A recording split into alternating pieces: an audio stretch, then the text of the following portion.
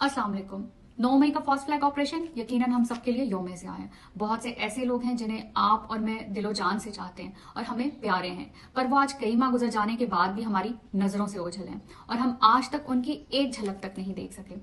उनमें से एक नाम हसान नियाजी का भी है, जिनकी आज सालगिरह है, जो अपनी पिछली सालगिरह के मौके पर भी रियासती जबर का निशाना बने थे और नाहक कैद में थे।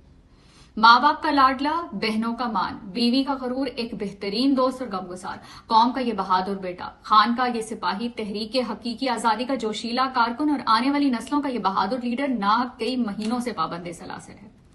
लेकिन हमारी दुआ है बाकी तमाम असीरान की तरह जल्द से जल्द हसान नियाजी भी अपने घर वालों के दरमियान हों और आने वाली दोनों ईदें वो अपने घर वालों और अपने खानदान के साथ आराम से मना सकें। Happy birthday tiger, you are missed every single day. Imran Khan जिंदाबाद और पाकिस्तान पाइंदाबाद।